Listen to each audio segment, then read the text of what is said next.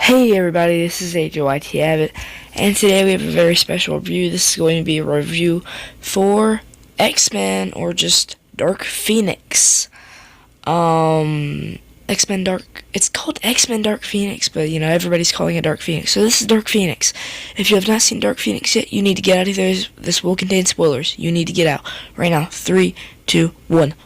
Okay. Damn. Alright, let's get into the good. It's not that much.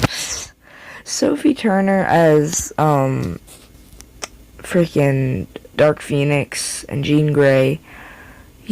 She's pretty good, honestly. Her performance is her struggling with this power, the emotion that she has inside of her built up. Charles lying to her for all these years, about her mom and dad, because her dad's alive and everything. She did a very good job. And, even though I still see Sansa in her whenever I see her, just on TV or something, I'm just like, oh, look, there's Sansa. There's a strong chance, when I look at her and I see her on screen from now on, I'll be like, hey, that's Sansa, or, hey, that's Dark Phoenix, or that's Jean Grey. Because, it was a memorable performance. Her performance is probably the most memorable in this movie, next to Charles Xavier, or freaking James McAvoy. Not for a good reason, because we'll see in the bad, Charles Xavier was an absolute dick in this movie. The fight scenes are entertaining. They're big, explosive. They're not like Avengers level, but at least the train fight was alright. It was a little bit, too split up for me. Some people were on the top, some people were on the bottom, fighting the alien things, like the shapeshifters, which, we've never, ever seen before in a superhero movie. I would have been perfectly fine if it was just aliens, but, shapeshifters. We'll get into that in the bad. So one thing about this movie that kind of sticks out is, this is sort of what sets off everything, after this point. So during the fight in the suburban, area, where Quicksilver has his Justice League moment, more on that in the bad, Mystique walks up to Jean, tries to talk to her, and Jean pushes her, and she gets impaled on some, I don't even know, honestly, like some debris or something. Yeah, and she dies right there.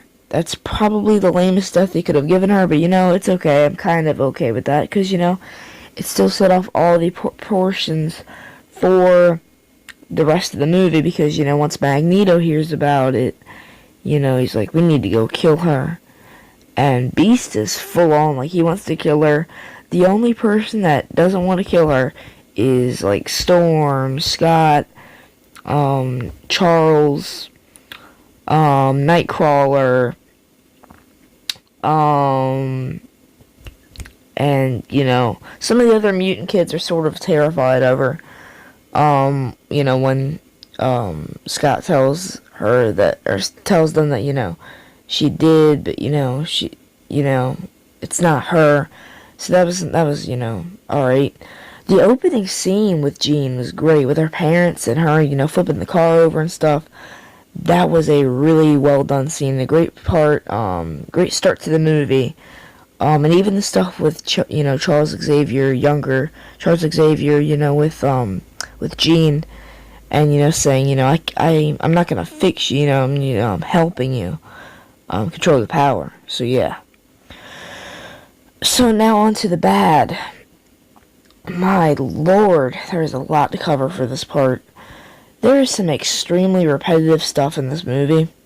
So if you haven't seen The Last Stand, no need to watch that after watching this movie.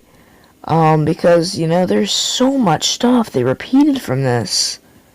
Just so much stuff. I believe, there's, oh my god, I can't even, I can hardly even deal with the fact that they just took so much from that movie and just tried to tweak it and tried to pull it off as, like, oh man, well, like, this is new and everything. It was like, yeah, no, straight copying. They made Charles the villain again, sort of. With him hiding, Jean's past and everything, and not telling her that her dad was alive. So they sort of made him the villain again. It's been a long time since I've seen The Last Stand. But man, there's just a lot of stuff they took from that movie. The aliens, they are only on screen for like 3 freaking seconds, and then they turn into the humans. I would have just liked to see just them as plain old aliens. I mean, I know that wouldn't entirely work, because, they have to shapeshift in order to get into, the dad's house and everything, get into the crime scene, to the suburban area, as the FBI and everything, and, Jessica Chastain, she was good as the main villain. I forget what her name was. She was so forgettable. Hell, this whole movie's forgettable, really. And I'm just going to tell you all right now, if you're thinking about seeing this in theaters, just wait for it to come out on DVD or something, or rent it, or just straight up pass. It's the last movie. MCU's going to handle this, from now on. So yeah, Charles Xavier was an absolute dick in this movie. His arrogance just gets the best of him. As it usually does. This was just way, way over the top. Because some of the things that he does in this movie and says, it just makes him seem like a bigger a-hole. And it just makes him seem like he doesn't even care about his fellow X-Men. He just cares about the safety of Jean. He tries to say, to Beast, he's like, I'm dealing with stuff too, they're drinking everything. Like, just shut your hole, mate. Like, no. You're just being an absolute asshole to everyone because, Jean's just turned on you and he failed. It takes him the whole movie to realize that he failed her. And they shouldn't have, hid all that stuff from her. And there's so many events in this movie that are just way too convenient for the plot. Just the fact that, the shapeshifters got to the FBI and, they got the badges, so they got everything planned out. And then, as soon as they defeat all of the shapeshifters, of course, Jessica Chastain's character comes out and, latches onto Jean.